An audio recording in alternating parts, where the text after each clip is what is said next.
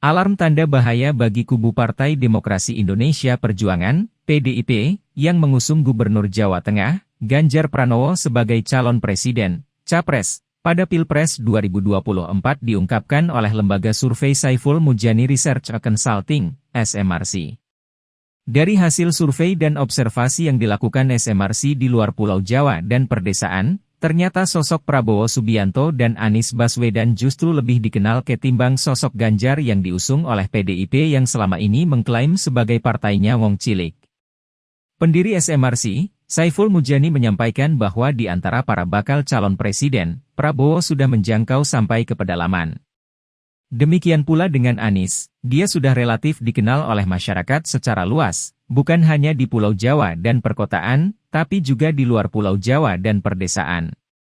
Sebaliknya pada Ganjar Pranowo, tokoh ini masih kurang dikenal di daerah-daerah luar Jawa, terutama di wilayah Indonesia Timur pada masyarakat lapisan bawah. Ganjar dikenal pada kalangan menengah atas, namun kurang dikenal di kalangan lapisan bawah, kata Saiful dalam program Bedah Politik bersama Saiful Mujani, episode Pertarungan Capres di Masyarakat Bawah, yang disiarkan melalui kanal YouTube SMRC TV pada Kamis, 18 Mei 2023. Karena itu, pertarungan yang terjadi di masyarakat lapisan bawah terjadi secara sengit antara Prabowo dan Anies. Sementara Ganjar masih kurang terlibat dalam pertarungan di lapisan masyarakat bawah karena belum begitu tahu. Saiful menjelaskan bahwa masyarakat lapisan bawah adalah masyarakat yang relatif kurang berpendidikan, sosial ekonomi lebih rendah, pendapatan rendah, blue collar atau kerah biru dari jenis pekerjaan, buruh tani, buruh bangunan, dan sebagainya. Banyak di antara mereka tinggal di perdesaan. Di Indonesia, mereka banyak tinggal di luar Pulau Jawa. Pertanyaannya adalah bagaimana masyarakat pada lapisan bawah mengenal tokoh-tokoh tersebut? SMRC memiliki data observasi atau hasil pengamatan langsung pada atribut luar ruang, seperti spanduk, baliho, billboard, poster, bendera, dan sebagainya. Saiful menyebut bahwa adalah umum terjadi di setiap pemilu, atribut luar ruang peserta pemilu ada di berbagai tempat. Dalam survei SMRC pada April 2023, para pewawancara diminta mengamati keberadaan atribut sosialisasi secara langsung dalam perjalanan menuju lokasi survei. Ada 4 bakal capres yang atributnya diamati, Anies, Airlangga Hartarto, Ganjar, dan Prabowo. Dalam survei ini, pewawancara juga diminta mengamati apakah di rumah responden terdapat atribut sosialisasi bakal calon presiden. Atribut luar ruang yang paling banyak ditemukan adalah atribut sosialisasi Prabowo 63%.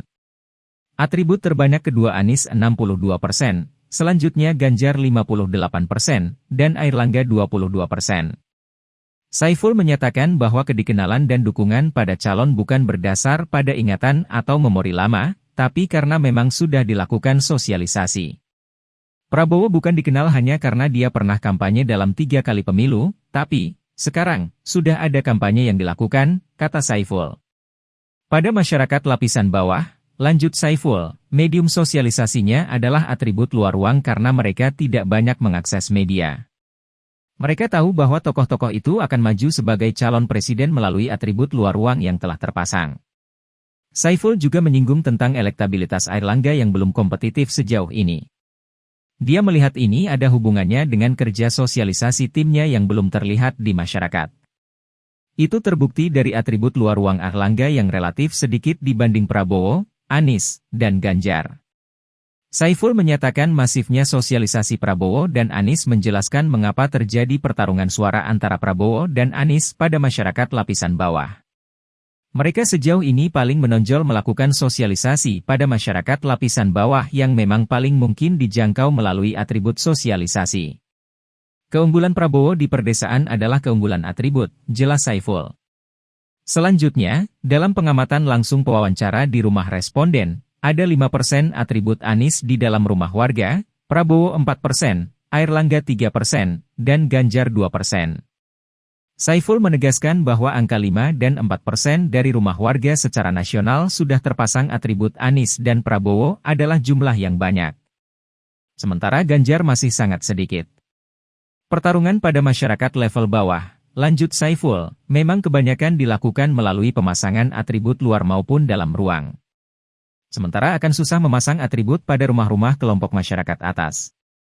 Tim Anies dan Prabowo kurang lebih sama sudah masuk melakukan sosialisasi ke situ, rumah-rumah warga, relatif lebih baik dibanding Ganjar Pranowo.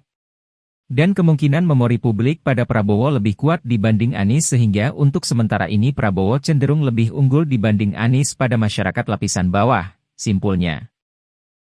Halo, selamat berjumpa dengan saya Anika, pembaca berita podcastnews.id.